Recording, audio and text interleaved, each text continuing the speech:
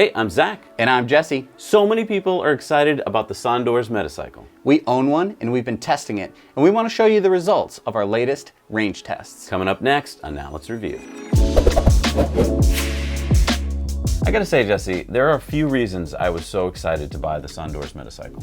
Yeah, I was wondering about that since you don't even have a motorcycle license. Right. I love e-bikes, but this is a motorcycle, so I can't ride it legally on public roads, although I have taken it for lots of rides on private roads. So if you and I can only ride it on private roads, why did we buy it? 5 reasons: price, looks, range, hot swappable battery, and level 2 charging. Uh-oh.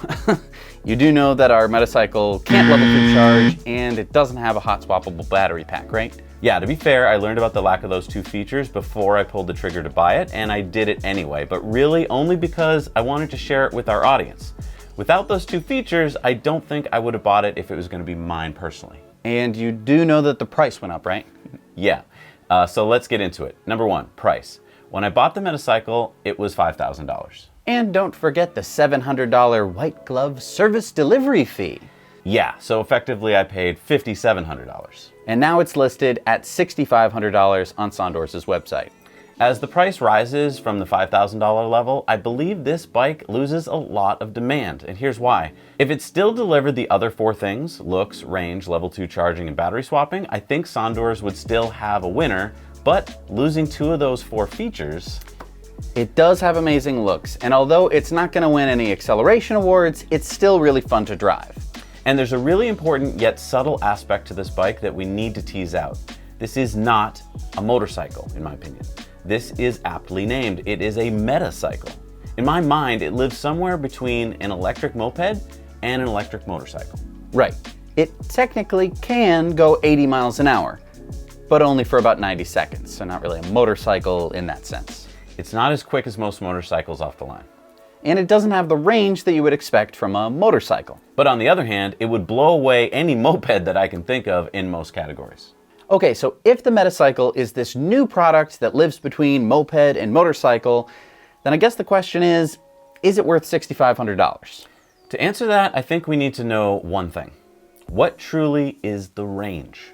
Sondors originally said before the bike was released that the range was 80 miles. And to give Sondors credit, they did publicly update that range to 60 miles on their website as they began testing actual production vehicles. 80 miles is an incredible range for an e-bike. It's also an incredible range for an e-moped. But 60 miles? Well, and 60 miles, you're probably wondering, is that 60 miles at highway speeds? We have tested it, and no, it isn't.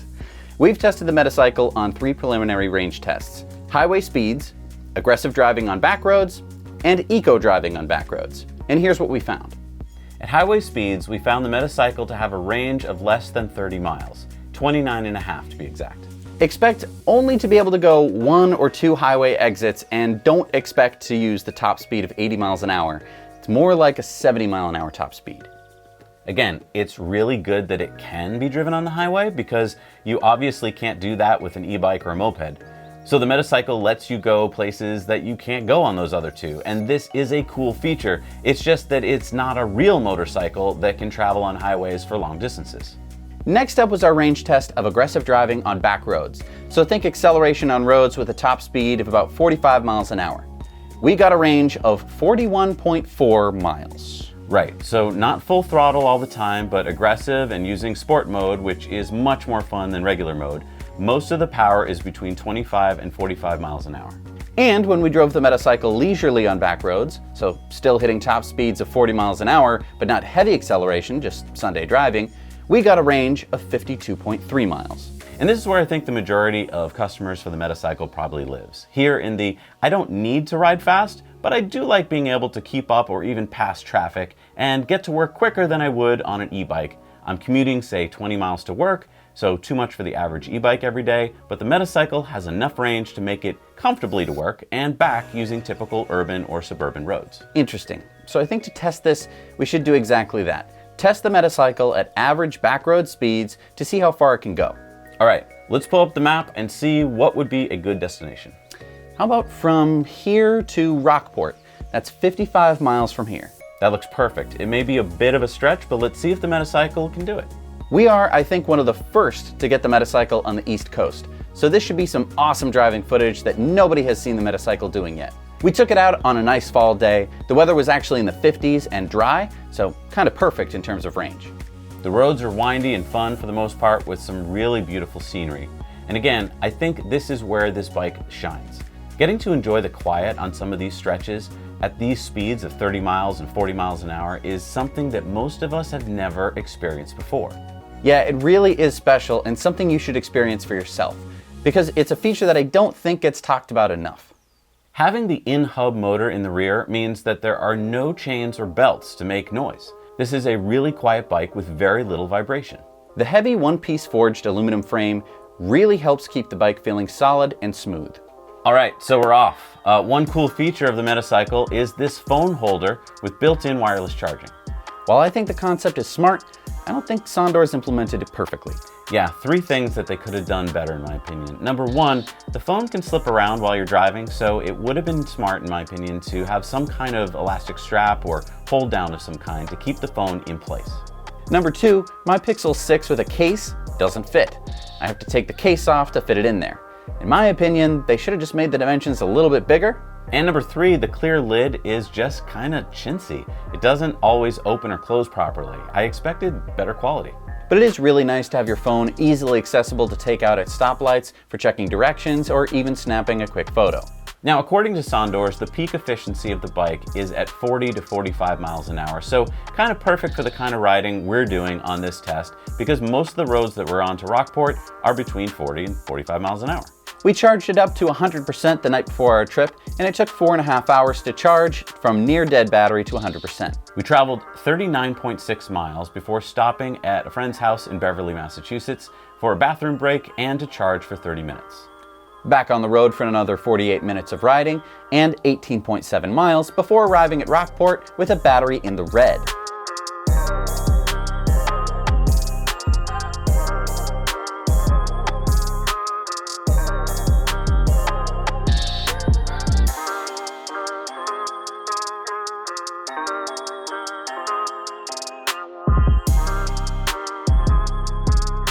We charged at a friend's house in Rockport for 2.5 hours of additional charging.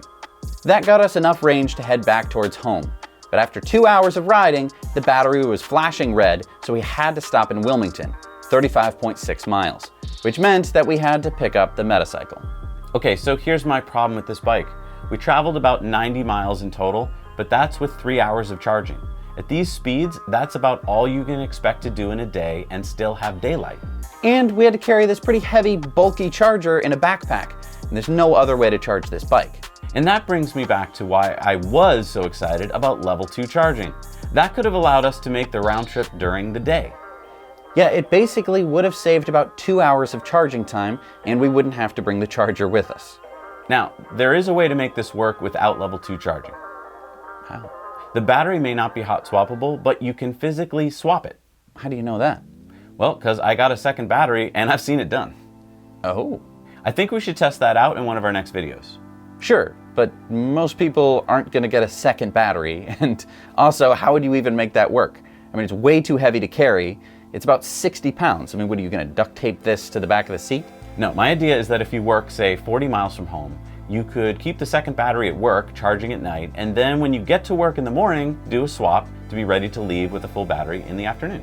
I mean, but couldn't you just charge it at work? I think the second battery would have to live at this halfway point between where you want to go and on your way back.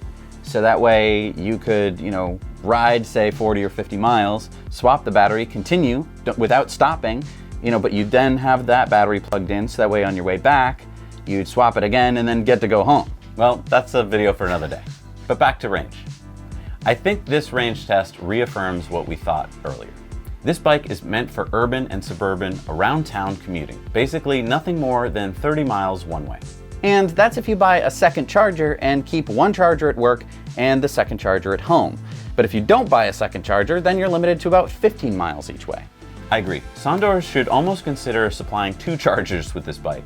And look, I don't want to take away from what this bike can do. If you're happy with the range and you can afford it, this is a really nice ride. But I want to touch on one last aspect, and that's the seat.